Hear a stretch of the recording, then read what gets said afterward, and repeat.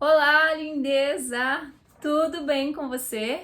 Bem-vinda a mais um vídeo aqui. Bora conversar um pouco? Eu tava meio sumida, eu sei, mas é assim, a vida acontecendo, entendeu? A gente trabalhando que nem louca, as crianças deixando a gente mais louca ainda. E fora os estudos. Ai, como eu adoro um estudo. Mas olha, aconteceu uma coisa muito legal ontem, eu acho que na rede, aqui, na parte da educação infantil, que nós tivemos um encontro na escola para tratar sobre registro e documentação pedagógica. E você sabe, né? Eu gosto muito de falar sobre isso também. Então, eu decidi vir conversar um pouquinho com você, a partir, inclusive, da pauta que a minha coordenadora nos entregou ontem lá na escola, tá? Não tem nada a ver com o que foi conversado lá na escola, não diretamente, sobre o modo como aconteceu. Não. Eu quero simplesmente colocar aqui para vocês agora o meu olhar, o meu entendimento sobre algumas questões. Eu não sei se, porque assim, nós tivemos que refletir sobre algumas questões. Eu não sei dizer se essas questões elas foram levantadas pela minha coordenadora pedagógica ou se estas questões foram enviadas lá pelo departamento lá de formação, esqueci como que chama.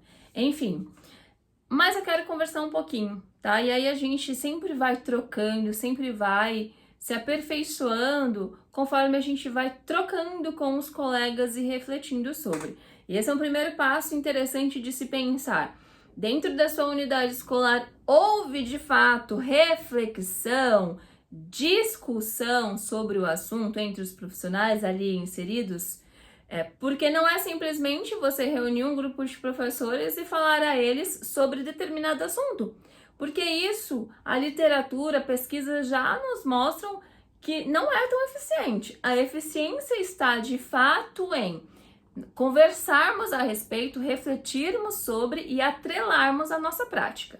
Então, eu acredito que a intenção aí, pelo menos inicial, dessa parada para se refletir e analisar a documentação pedagógica, tenha partido disso, certo? Mas bora. A primeira questão que eu tenho aqui é como entendemos a diferença entre registro e documentação pedagógica? Olha, muito brevemente, a partir do conhecimento que eu venho adquirindo com os livros, com a literatura que eu venho estudando, e a gente tem um livrinho muito legal que se chama, não tá por aqui agora, gente, tem tanto livro aqui que você não tem noção. Documentação pedagógica, você deve conhecer bem, né, mas tantos outros também. O que a gente pode entender por registro? O registro é, de fato, você fazer o registro de determinadas situações que foram desenvolvidas dentro da sua sala de referência, né? Então, você fez lá o seu planejamento, quer dizer, o planejamento em si já é o teu primeiro registro, né? Então, você registra o seu planejamento, você registra a tua observação, a tua escuta, você registra a tua avaliação pós o contexto que foi ali desenvolvido, o projeto, enfim, que for desenvolvidos com as suas crianças. Isso é o registro. E para que você tenha o registro, você pode lançar mão de alguns instrumentos, seja o registro escrito propriamente dito, adoro, seja a fotografia, que é maravilhosa e nos dá subsídio para enxergar depois coisas que a gente talvez na hora não consiga enxergar. O vídeo também, que tem essa pegada. Nós temos como registro murais feitos na escola, nós temos as próprias atividades das crianças que são expostas dentro da sala de referência ou fora, enfim, portfólios. Existe uma gama de registros que a gente pode utilizar, a depender de qual é a intencionalidade e também do que você se propõe ali. Se você quer ter uma conversa mais direcionada com a tua criança, se você quer ter uma conversa direcionada com os pais também.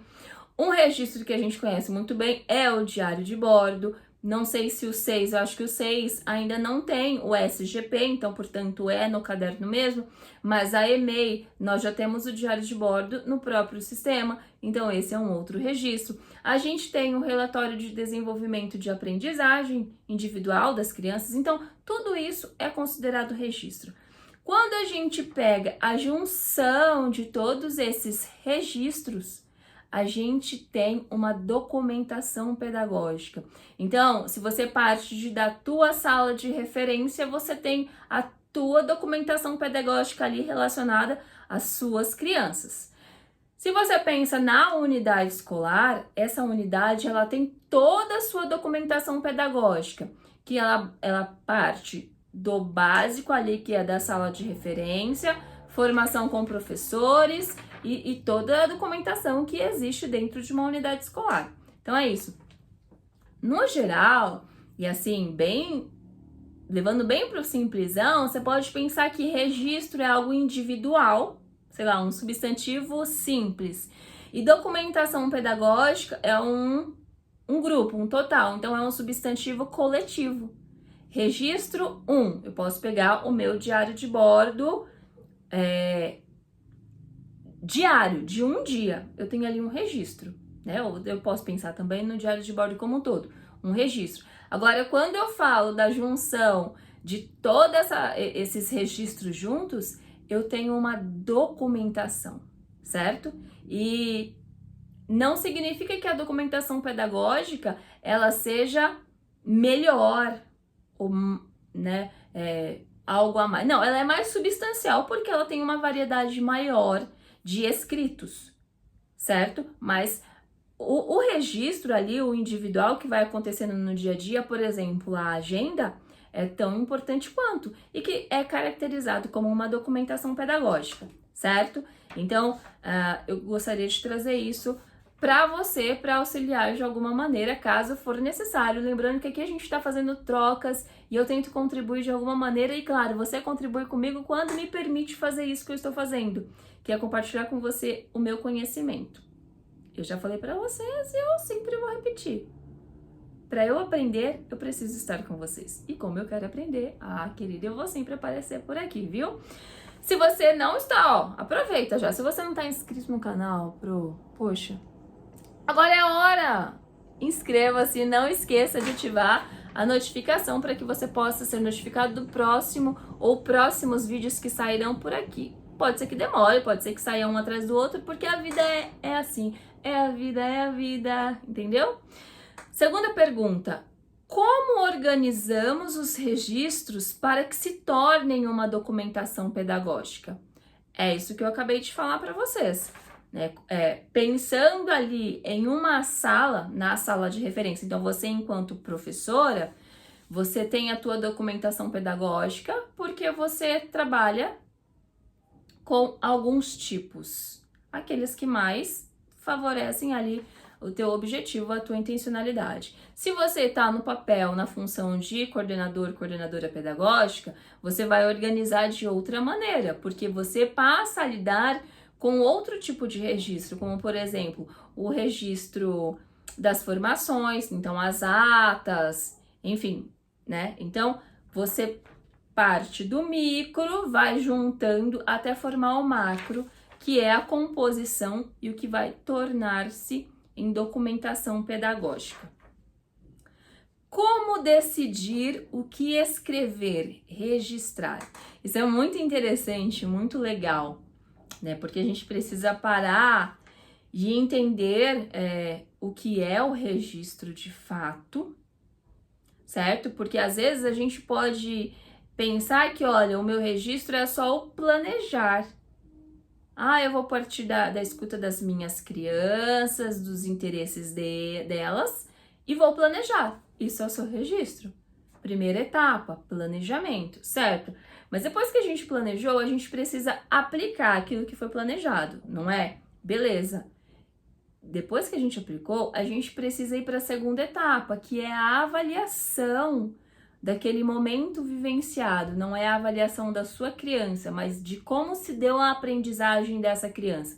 Então, você vai registrar isso. Então, como que ocorreu, como que o teu planejamento, aquela tua intencionalidade ali, interferiu, afetou, possibilitou novas aprendizagens às suas crianças e também como que, aí a gente precisa pensar no que o currículo fala aqui, somos protagonistas também, crianças e professores, estamos caminhando juntos. Um né, não vai existir sem o outro. Então você vai pensar também em como que se deu o teu papel ali naquele momento. Algo poderia ser diferente, foi legal, você tem de ideia para uma próxima vez, enfim, reflexões sobre isso também, né? E aí você vai decidir como que você vai escrever, se vai ser de todas as crianças, de algumas crianças, tem que partir, está muito claro, porque é a partir da tua intencionalidade, do que você objetiva fazer em determinado dia. Muitas das vezes você vai escolher simplesmente olhar o todo e ali, conforme a situação for ocorrendo, você vai anotar. E terão dias em que você já vai ter as crianças pontualmente que você pretende olhar. Não significa que você vai ficar preso naquelas crianças, mas esse é um cuidado que de repente a gente pode ter para que a gente consiga lembrar e olhar para aquelas crianças que são mais quietinhas, que não são tão participativas e que a gente pode incorrer no erro de esquecê-las, entende? Então fica esperta nisso. Como os registros nos ajudam a replanejar os contextos? É sobre isso. Se você registrou lá o modo como ocorreu, se deu as aprendizagens das crianças, o que possibilitou, o que não possibilitou, porque, a gente precisa ser sincero. Existem vivências que atraem muito mais algumas crianças e outras crianças não têm interesse nenhum. E você vai deixar de registrar isso? Aquela criança não tem interesse, então eu não vou registrar. Não. Você precisa registrar porque em um outro momento, quando você for planejar, você precisa se recordar disso. E lembrar que, então como é que eu posso atrair a atenção dessa criança? Como é que eu posso possibilitar uma vivência para que essa criança consiga participar? Então, o seu registro, ele possibilita isso, enxergar o que aconteceu e possibilidades do que pode vir a ser. Tá? Se você tem ali um outro olhar também sobre essas perguntas, já vai deixando aqui nos comentários, porque como eu já disse, a gente vai trocando e sempre aperfeiçoando o nosso olhar, a nossa reflexão. Não existe uma verdade única e verdadeira. O que existe aqui, pelo menos, é a possibilidade de nós, enquanto professores, sempre avançarmos um passinho de cada vez.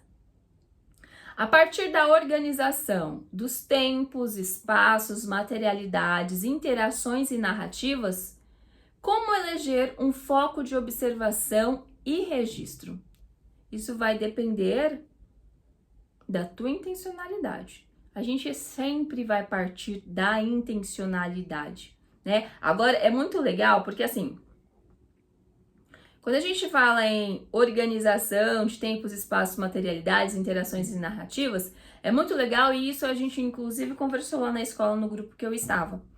Porque a gente tem pelo menos 3 possibilidades de trabalho dentro da nossa sala de referência. A gente pode trabalhar com projetos, que é aquele que ele acontece num período maior de tempo e ele parte automaticamente de interesses e curiosidades das suas crianças. Então, um projeto famoso, por exemplo, pode ser insetos, pode ser da lagarta que foi encontrada lá no parque, que se transformou numa borboleta e tal, e isso vai ramificando. Depois você tem a segunda possibilidade, que é uma sequência de atividades. Ela é basicamente parecida com o projeto, só que ela é menor, uma curta duração. E depois nós temos os contextos de aprendizagem, os contextos investigativos. Eu posso dizer que contexto investigativo, ele é a mesma coisa que um projeto ou com uma sequência de atividade? Não, a gente precisa compreender bem a diferença entre esses dois. Porque aqui, basicamente, a gente vai partir mais da escuta, do interesse e curiosidade das nossas crianças.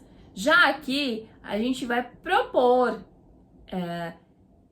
que a nossa criança reflita, que ela levante proposições de algo que ela possa fazer, entende? Então, é nesse aspecto que a gente vai também se atentar em que exatamente a gente vai colocar o nosso foco de observação e o que exatamente a gente vai fazer registro, tá? No contexto investigativo, a gente pode pensar, por exemplo, nas materialidades que você vai utilizar e o que aquilo pode ser levantado e a criança pode criar. Então você não vai pegar quaisquer materialidades. Não é assim também, né? Deixa eu ver, vou pegar esses 3 coisas ali distintas e colocar. Não. Você tem que já pensar à frente e chegar à conclusão de que, olha, isso daqui pode ajudar, possibilitar que minhas crianças tenham tais e tais pensamentos. Entende? É sobre isso. E aí a gente precisa ter muito cuidado na hora de fazer essas escolhas. Como o registro nos auxilia a relançar as propostas, novos elementos em continuidade no contexto investigativo. Então, como que o registro nos auxilia a relançar as propostas? Relançar. Isso significa que você trabalhou uma proposta, você tinha uma intencionalidade para aquela proposta, e aí, de repente, você não conseguiu atingir aquilo que foi proposto. A tua criança, ela não lidou, de fato, do modo como você esperava. Então, como que você vai relançar isso? A partir do que você registrou ali, quais são as melhorias ou as modificações que você pode inserir dentro daquela mesma proposta, de modo que as suas crianças elas consigam interagir? Compreende isso? Então, ó, novos elementos em continuidade. Então, você não muda completamente. Não deu certo, não vou mais trabalhar com isso. Não, a gente precisa persistir, né? Então, como é que eu posso... Qual a modificação que eu posso trazer para isso aqui, mas que eu ainda possibilite que as minhas crianças compreendam, sabe? Quando eu penso nisso aqui, nessa pergunta, eu penso no ensino de matemática, por exemplo. você tá ensinando fração. Fui além agora, hein? Tá ensinando fração. Você ensinou de uma maneira.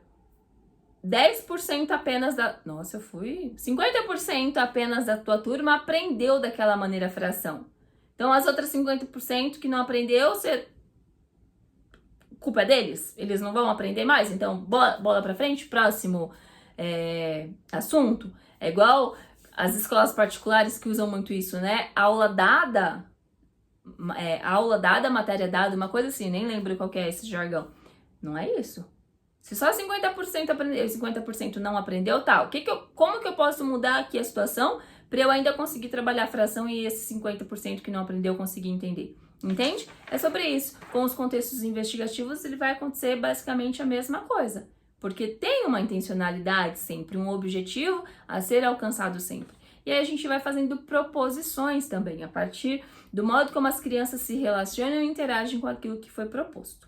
Então, eu queria compartilhar com você essa reflexão, porque, como eu já disse, é um assunto que eu curto muito. Deixa aqui nos comentários o que você achou, o que foi discutido dentro da sua unidade escolar. Gostaria, inclusive, de saber quais foram os instrumentos utilizados, né, os subsídios utilizados pela sua coordenadora pedagógica ou pela sua diretora. Enfim, muitas gestões trabalham ali juntas, porque são uma unidade de fato e isso é maravilhoso. Compartilha aqui comigo falando como foi trabalhado isso dentro da sua unidade escolar, porque você sabe, é o meu interesse também, formação de professores, e a gente então sempre vai compartilhando.